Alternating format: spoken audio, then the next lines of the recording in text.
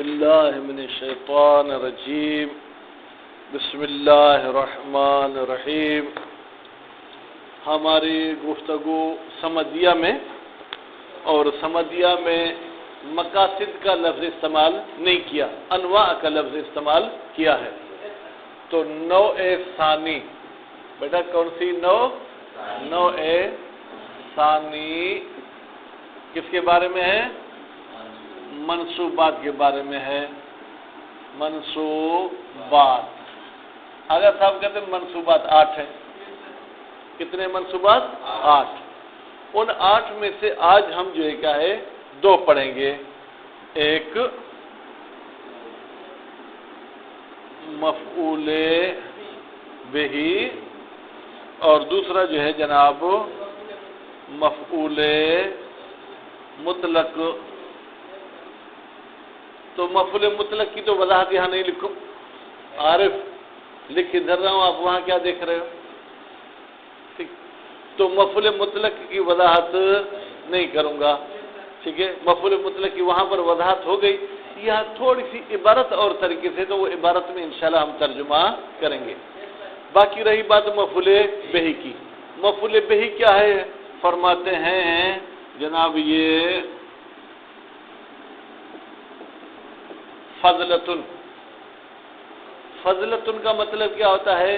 یہ ایک اضافی چیز ہے، یعنی کوئی بھی جملہ بنے گا تو یہ اس جملے کا رکن نہیں بنے گا۔ جملے کے بیٹا رکن کتنے ہوتے ہیں؟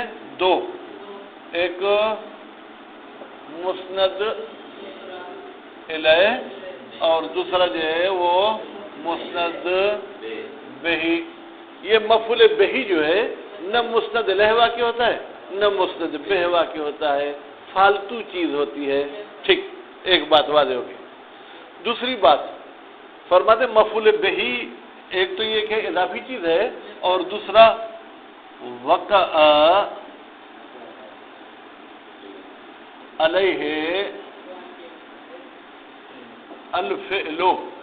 فعل نہیں بیٹا، سنو تو صحیح، فعل اس پر واقع ہوتا ہے۔ کیا ہوتا ہے؟ مثلا تھپڑ کس پر واقع ہوئی؟ میز پر۔ تو اب یہ میز مفعول ہو گیا کس کے لیے؟ تھپڑ کے لیے۔ بات واضح ہو گئی۔ آپ نے روٹی کھائی تو کھانا کس پر واقع ہوا؟ روٹی پر۔ روٹی کھانے کے لیے کیا ہو گئی؟ مفعول ہو گئی۔ بات واضح ہو گئی۔ تو یہ مفعول بہ کی جو ہے جناب انہوں نے تعریف کی۔ اس کے بعد مفعول بہ کا جو ہے وہ قانونی طور پر کہاں ہونا چاہیے؟ فرماتے یہ بعد فعل پر مقدم نہیں ہوتا، فعل کے بعد ذکر ہوتا ہے، لیکن کبھی کبھی مقدم ہو جاتا ہے۔ پھر مقدم ہونے کی 2 صورتیں ہیں۔ مقدم ہونے کی 2 صورتیں ہیں، ایک جائز، ٹھیک ہے، دوسرا واجب۔ واجب کب ہوگا؟ جب حصر کی معنی ہو۔ حصر کا مطلب کیا ہے؟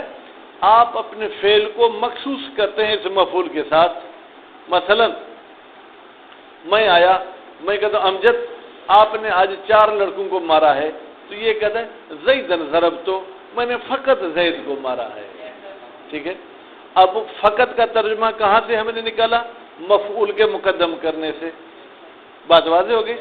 اگر مفعول کو مقدم نہیں کر سکتا تھا ضربتو زیدن، تو میں کہوں گا ہاں زید کو تو مارا، اس کو بھی مارا ہے، پھر اس کے لیے الگ سے قسم کھانی پڑتی نا۔ اگر یہ اچھے طریقے سے عربی پڑھے ہوتے تو یہ پھر جو ہے کیا ہے بس زیدن ضربتو کہتے، تو دوسرے بات کی صفائی دینے کی کوئی ضرورت نہیں تھی۔ یہ جناب پہلا منصوب، اور دوسرا منصوب جو ہے کہ مفعول مطلق ہے۔ مفعول مطلق کی تعریف آپ نے پڑھی، مفعول مطلق کے اقسام آپ نے پڑھے، وہی اقسام یہاں پڑھیں گے، صرف عبارت تھوڑی سی تبدیل ہے۔ بسم اللہ الرحمن الرحیم۔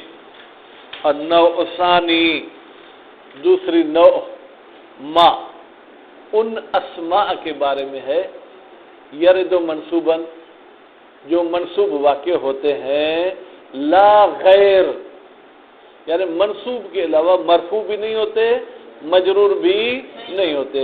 وہ کی ضمیر کہاں جائے گی؟ ما کی طرف۔ وہ اسماء کتنے ہیں؟ ثمانیۃ، 8 ہیں۔ پہلی چیز المفعول بہ، مفعول بہ ہے۔ وہ الفضلۃ، یہ مفعول بہ جو ہے کیا بیٹا؟ فضلہ ہوتا ہے۔ فضلہ ہوتا ہے مطلب نہ مسند الیہ ہوتا ہے نہ مسند بہ ہوتا ہے۔ الواقع علیہ الفعل، جس پر فعل واقع ہوتا ہے۔ یہ ترجمہ نہیں کرنا جو فعل پر واقع ہو، نہیں، جس پر فعل واقع ہوتا ہے۔ والاصل فیہ، اصل کا مطلب ہے قانون۔ مفعول بہ میں قانون یہ ہے تأخرہ عن الفعل، کہ مفعول بہ بعد میں آئے انہو فعل سے۔ تأخرہ کی ضمیر جائے گی مفعول بہ کی طرف، انہو کی ضمیر جائے گی کس کی طرف؟ فعل کی طرف۔ وقد یتقدم جوازن، اور کبھی کبھی مقدم ہو جاتا ہے، ٹھیک ہے، جوازن، یہ اس کا مقدم کرنا واجب نہیں ہے بلکہ جائز ہے۔ کیوں؟ لافادۃ الحصر، حصر کے فائدے کے لیے۔ حصر یعنی کیا؟ فعل کو مخصوص کر دینا اس مفعول کے لیے، یعنی یہ فعل کسی اور مفعول کے ساتھ تعلق نہیں رکھتا۔ مثلا مذاق کی مثال، جناب امجد صاحب غصے ہو گئے والد پہ، آپ نے بابا دوسری شادی کی ہے۔ وہ کہتے خدا کی قسم تیری ہی ماں کے ساتھ میں نے شادی کی ہے، یعنی شادی کرنا منحصر ہے تیری ماں میں، کسی اور کے ساتھ میں نے شادی نہیں کی۔ تو اب تیری ہی ماں، یہ کیا ہو گیا؟ مفعول مقدم۔ شادی کرنا یہ ہے فعل جو مؤخر ہوا ہے۔ جیسے زیدن ضربتو، میں نے زید کو ہی مارا ہے، وہ وجوباً، اور کبھی کبھی مفعول کو مقدم کرنا واجب ہوتا ہے۔ کب؟ للزوم المفعول الصدر، جب مفعول بہ چاہتا ہے کہ میں ہمیشہ ابتدا میں آؤں گا، میں بیچ میں نہیں آؤں گا۔ جیسے آپ کوئی شادی وغیرہ کرتے ہیں تو کچھ مہمان ایسے ہوتے ہیں جن کو آپ اوپر جا کے صوفے پہ بٹھاتے ہیں، عام کرسی پہ وہ کبھی بیٹھتے ہی نہیں ہیں۔ اگر دیکھتے ہیں کہ صوفہ فل ہے، ٹھیک ہے، تو وہ وہیں دروازے پہ جو ان کو ہار یا کوئی مبارک کے پیسے دینے ہوتے ہیں وہ دے کر پھر کیا ہے چلے جاتے ہیں۔ بیٹھو اظہر بھائی، ادھر بیٹھو یا ادھر آگے بیٹھو، ٹھیک۔ جیسے من رأیت، تو نے کس کو دیکھا؟ بھائی من جو ہے کیا ہے؟ مفعول بہ ہے، اور رأیت جو ہے کیا ہے؟ وہ اس کا عامل ہے۔ اب من کو آپ مؤخر نہیں کر سکتے، رأیت من نہیں کہیں گے، ہمیشہ من رأیت، تو نے کس کو دیکھا، ٹھیک ہے۔ اب کس کو دیکھا، اگر کوئی آپ سے پوچھے من کیا ہے، آپ کہیں گے اسم ہے، کیونکہ اگر اسم نہیں ہوتا تو مفعول بہ واقع نہیں ہوتا۔ اسم ہے تو کون سا اسم ہے؟ آپ کہیں گے یہ استفہام، کیونکہ ترجمہ کیا کر رہے ہیں؟ کس کو دیکھا آپ نے۔ الثانی المفعول المطلق، جناب دوسرا منصوب کیا ہے؟ مفعول مطلق ہے۔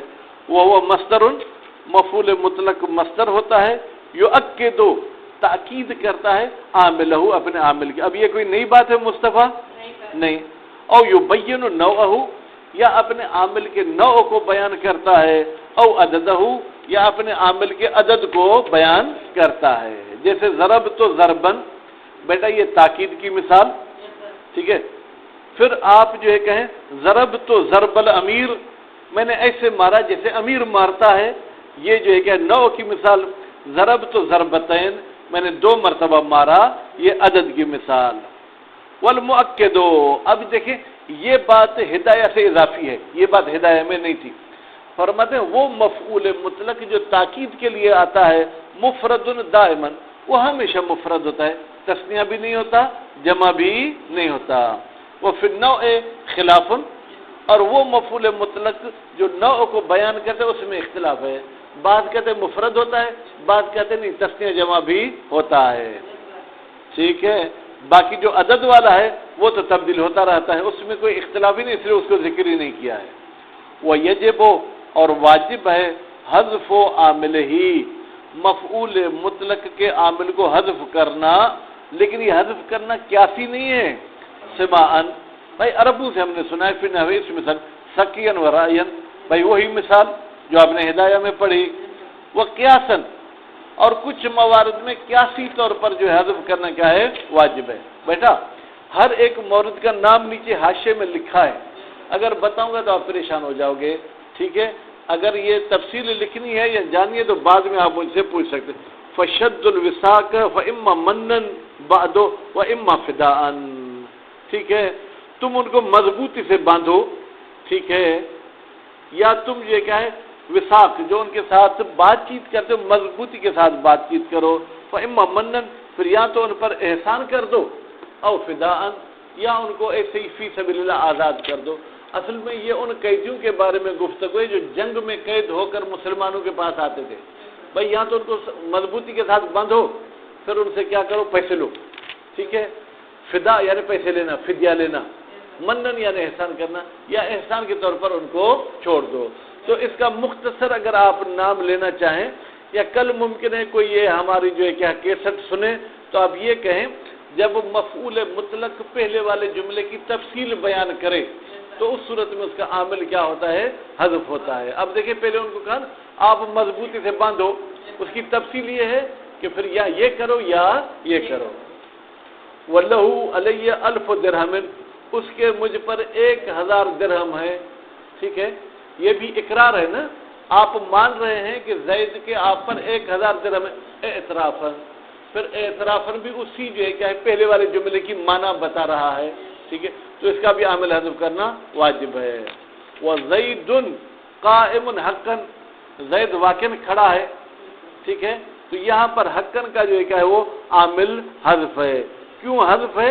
اس لیے کہ مفعول مطلق جو ہے یہاں تاکید کرتا ہے اپنے عامل کی نہیں، غیر عامل کی، قائم کی تاکید کر رہا ہے، ٹھیک ہے؟ جبکہ اس کا عامل کیا حقق تو، ٹھیک ہے؟ تو جب غیر عامل کی تاکید کرے اس وقت بھی عامل کا حذف کرنا کیا ہے واجب ہے۔ وما انت الا سیرن، جب مفعول مطلق حصر پہ دلالت کرے تو بھی اس کا عامل حذف کرنا کیا ہے ضروری ہوتا ہے، یا یوں کہیں جب الا کے بعد مفعول مطلق آئے تو اس کا عامل حذف کیا جاتا ہے۔ وانما انت سیرن، جب جو ہے بھائی انما کلمہ حصر کے بعد مفعول مطلق آئے تو بھی اس کا عامل حذف کرنا کیا ہے واجب ہوتا ہے۔ وزید سیرا سیرا، اور جب مفعول مطلق کی تکرار کی جائے تو بھی اس کا عامل کیا ہے حذف کرنا واجب ہے۔ اصل یوں ہے سارا زید سیرا، زید نے سیر کیا، سیر کرنا۔